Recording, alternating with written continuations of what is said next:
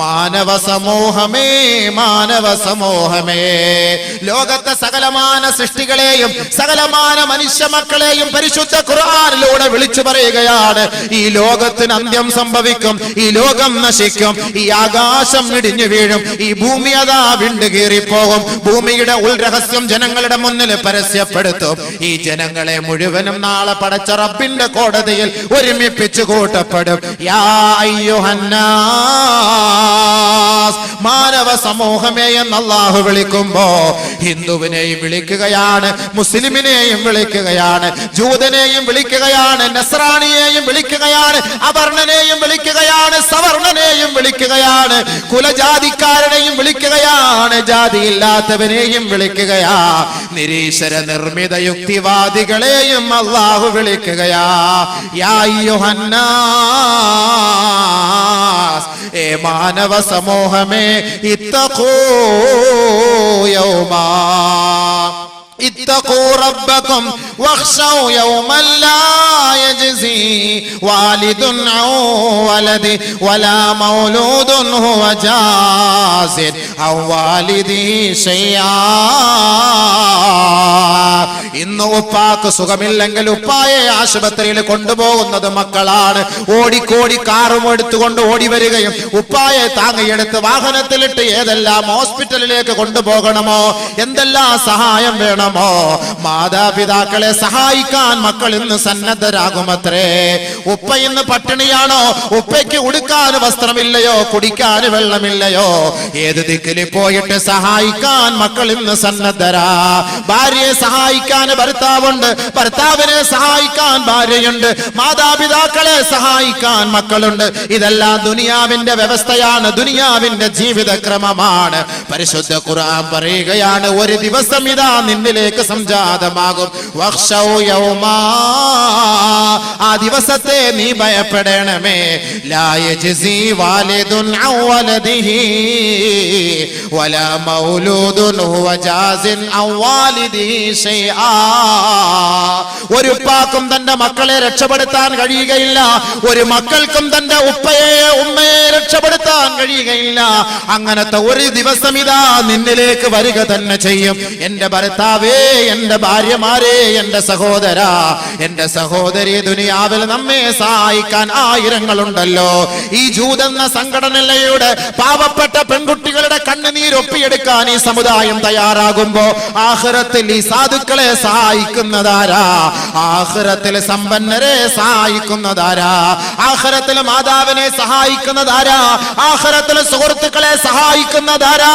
വലാ യജ്സി വാലിദുൻ അൻ വലദിഹി ഹുവ ജാസിൻ അൻ വാലിദിഹി ശൈആ.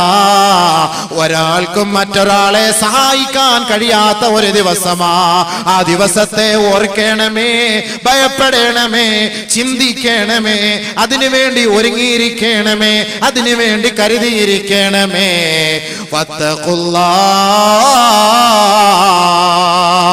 വീണ്ടും അല്ലാഹു ഉണർത്തുകയാണ്, ആ റബ്ബിനെ നിങ്ങൾ ഭയപ്പെടണമേ, അവനെ സ്മരിക്കണമേ, അവനെ വഴിപ്പെടണമേ, അവന്റെ വിധിവിലക്കുകളെ മാനിക്കണമേ.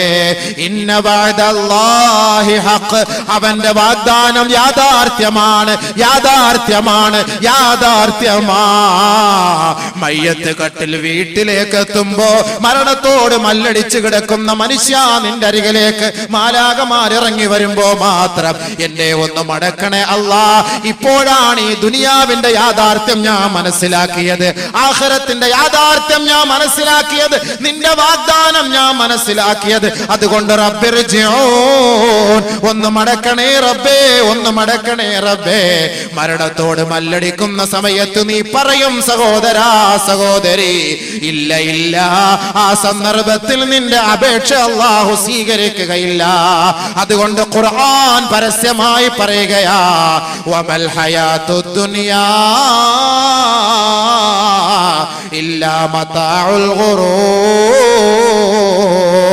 നേരം വെളുക്കുമ്പോ സന്ധ്യാസമയം വരെ ദുനിയാവേ ദുനിയാവേ ദുനിയാവേ, സമ്പത്തെ സമ്പത്തെ, പ്രതാപമേ, അന്തസ്സേ, അഭിമാനമേ, അധികാരമേ എന്ന് പറഞ്ഞു ഓടല്ലേ ഓടല്ലേ, അതിന്റെ പിന്നാലെ പോകല്ലേ. ഏതെങ്കിലും ഒരു വഴിയിൽ വെച്ച്, ഏതെങ്കിലും ഒരു ദിക്കിൽ വെച്ച്, ഏതെങ്കിലും ഒരു സ്ഥലത്ത് വെച്ച് നിന്റെ മയ്യത്ത് വീണ് കിടന്നാൽ നിന്റെ സകലമാന ജീവിതവും നഷ്ടപ്പെട്ടു പോയി, നഷ്ടപ്പെട്ടു പോയി. അതുകൊണ്ട് ഖുർആൻ ലോകത്തോട് വിളിച്ചു പറയുകയാണ്, നബിയേ നബിയേ പറയണേ, ഖുൽ ഇന്നൽ മൗതല്ലദീ തഫിറൂന മിൻഹു ഫഇന്നഹു മുലാഖീകും. ഈ ദുനിയാവിന്റെ നിസാരതയെ, ഈ ദുനിയാവിന്റെ നിന്ദതയെ അല്ലാഹു പരിചയപ്പെടുത്തിയതിനു ശേഷം അല്ലാഹു റബ്ബുൽ ഇസ്സത്ത് ലോകത്തോട് പരിചയപ്പെടുത്തുകയാണ്, മരണം മരണം മരണം സുനിശ്ചിതമാണെന്ന് ലോകത്തോട് പറയുക. അവനെ പ്രതീക്ഷിച്ചിരിക്കുന്ന ഖബറിനെ കുറിച്ച് ജനങ്ങളോട് ഉത്ബോധനം നടത്തണേ നബിയെ. പരിശുദ്ധ ഖുർആനിലൂടെ അല്ലാഹുവിന്റെ റസൂലിനോട് ഖുർആൻ പ്രഖ്യാപിക്കുകയാണ്, ഖുൽ ഇന്നൽ മൗതല്ലദീ തഫിറൂന മിൻഹു ഫഇന്നഹു മുലാഖീകും സുമ്മ തുറദ്ദൂന ഇലാ ആലിമിൽ ഗൈബി വശഹാദതി ഫയുനബ്ബിയുകും ബിമാ കുൻതും തഅമലൂൻ.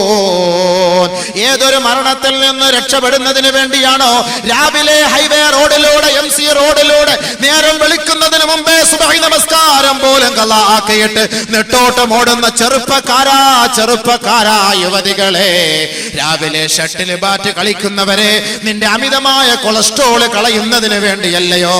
നിന്റെ ഈ ഓട്ടം എതുവരെയാണ്, എത്രത്തോളമാണ്, എതുവരെ നീ ഓടും? നിന്റെ ശരീരത്തിന് അല്ലാഹു ഒരായസ് നിശ്ചയിച്ചിട്ടുണ്ടെങ്കിൽ അത് സാധ്യമാവുക തന്നെ ചെയ്യും, അത് സംഭവിക്കുക തന്നെ ചെയ്യും. ലൻ യുഅഖിറല്ലാഹു നഫ്സൻ ഇദാ ജാ അജലുഹാ.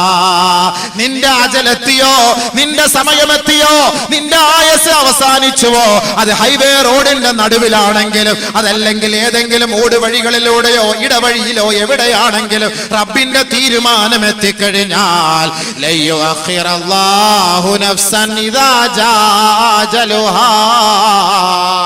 അല്പം പോലും പിന്തിക്കുകയോ മുന്തിക്കുകയോ ചെയ്യുകയില്ല.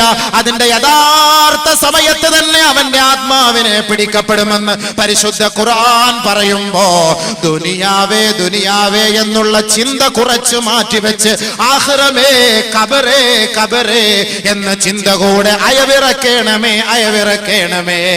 ബഹുമാനപ്പെട്ട നബിയുനാ റസൂലുള്ളാഹി തങ്ങളുടെ പ്രിയപ്പെട്ട പത്നി ഉമ്മു ഹബീബ റളിയല്ലാഹു അൻഹാ, അല്ലാഹുവിന്റെ റസൂൽ കടന്നു വരുമ്പോ ആ മഹദി അവர்கள் ദുആ ചെയ്യുകയാണ്, അല്ലാഹുമ്മ അമിത്തനി ബിസൗജി റസൂലില്ലാഹ് വബി അബി സുഫിയാൻ വബി അഖി മുആവിയ.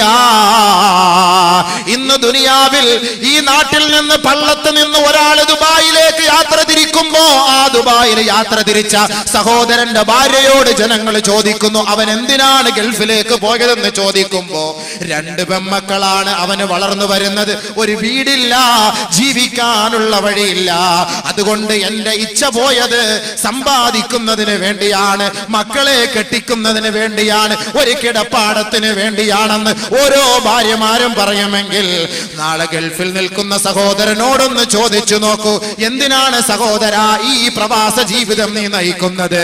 നാട്ടിൽ നിനക്ക് 500 റുപ്യ ദിവസം കിട്ടുമല്ലോ, 1000 കിട്ടുമല്ലോ എന്ന് പ്രവാസ ജീവിതം നയിക്കുന്ന, വിദേശത്ത് ജീവിക്കുന്ന, വിദേശത്ത് ജോലി ചെയ്യുന്ന ഒരു ഗൾഫുകാരനോട് ചോദിച്ചാൽ അദ്ദേഹം പറയും, അതുകൊണ്ട് മിച്ചമില്ല മിച്ചമില്ല മിച്ചമില്ല, നാട്ടിൽ കിട്ടുന്ന 1000 രൂപ അപ്പോൾ തന്നെ തീർന്നു പോവുകയാണ്, എനിക്കൊരു വീട് വേണം, എന്റെ മക്കളെ കല്യാണം കഴിപ്പിക്കണം, എന്റെ ഭാര്യയുടെ രോഗവിവരങ്ങൾക്ക് വേണ്ടിയിട്ടാണ് ഞാൻ കഷ്ടപ്പെടുന്നത്, എന്റെ ഉപ്പയെ എന്റെ ഉമ്മയെ സംരക്ഷിക്കാനാണ് ഞാൻ കഷ്ടപ്പെടുന്നത്, അതിനാണ് ചുട്ടുപഴുത്ത മണൽപ്പരപ്പിലൂടെ രാപ്പകലില്ലാതെ ഞാൻ അധ്വാനിക്കുന്നതെന്ന് പ്രവാസ ജീവിതം നയിക്കുന്ന സഹോദരൻ പറയുമെങ്കിൽ, അല്ലാഹുവിന്റെ റസൂലിന്റെ പ്രിയപ്പെട്ട പത്നി ഉമ്മു ഹബീബയും പറഞ്ഞത് ഇതേ ആശയമാ.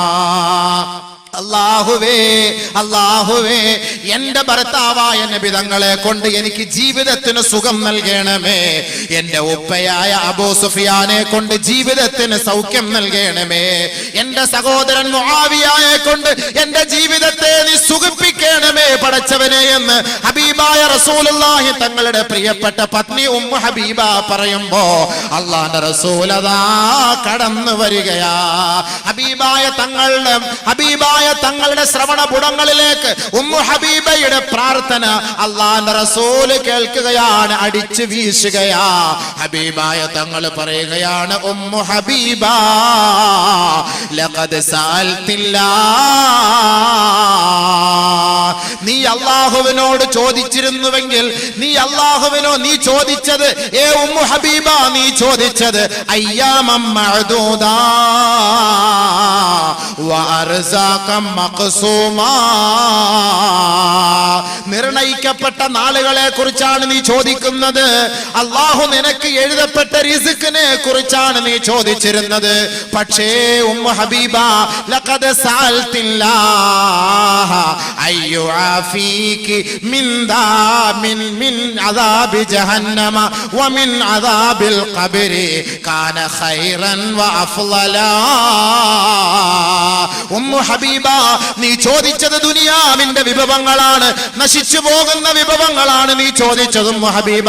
പക്ഷേ നീ ഖബറിന്റെ രക്ഷയെ കുറിച്ച് ചോദിച്ചിരുന്നെങ്കിൽ, ആഖിറത്തിന്റെ വിശാലതയെ കുറിച്ച് ചോദിച്ചിരുന്നെങ്കിൽ, പരമോന്നത പീഠത്തെ നീ ഭയപ്പെട്ടിരുന്നുവെങ്കിൽ കാന ഖൈറൻ വഅഫ്ളലാ, അത് ഉന്നതമായിരുന്നു, അത് ശ്രേഷ്ഠമായിരുന്നു, അത് നല്ലതായിരുന്നു. ഉമ്മു ഹബീബ ലയഅജലല്ലാഹു ബിശൈഇൻ ഖബല അജലിഹി വലയുഅഖിറല്ലാഹു ശൈഅൻ ബഅദ അജലിഹി.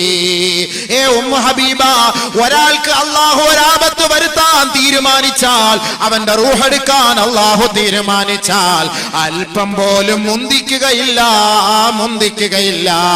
അല്പം പോലും പിന്തിക്കുകയില്ല. അത് കൃത്യമായ സമയത്ത് തന്നെ നടക്കും ഉമ്മു ഹബീബ. പക്ഷേ നീ ചോദിക്കേണ്ടത് എന്തെന്നറിയോ? ഒറ്റപ്പെട്ട ജീവിതമാണ് ഖബറിൽ നീ നയിക്കേണ്ടത്. ഈ റസൂലുള്ള പോലും ഇല്ലാതെ ഒറ്റയ്ക്ക് ഖബറിൽ കിടക്കേണ്ടി വരുമല്ലോ.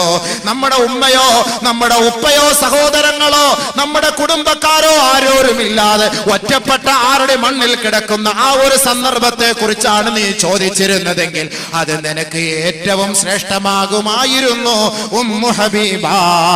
അല്ലാഹുവിന്റെ റസൂൽ ബഹുമാനപ്പെട്ട പ്രിയപ്പെട്ട മഹദിയായ അവിടുത്തെ ഭാര്യയോട് പറഞ്ഞുവെങ്കിൽ, ഇന്ന് നമ്മുടെ ഭാര്യമാരുടെ ആഗ്രഹം എന്താണ്? എനിക്കൊരു വീട് വേണം, എനിക്കൊരു സ്ഥാപനം വേണം, എനിക്കൊരു ജോലി വേണം, എനിക്കൊരു വാഹനം വേണം, ദുനിയാവിൽ അടിച്ചു പൊളിച്ച് ജീവിക്കണം. ഇതല്ലേ എന്റെ പൊന്നു പെങ്ങന്മാരെ നിങ്ങളുടെ ആഗ്രഹം?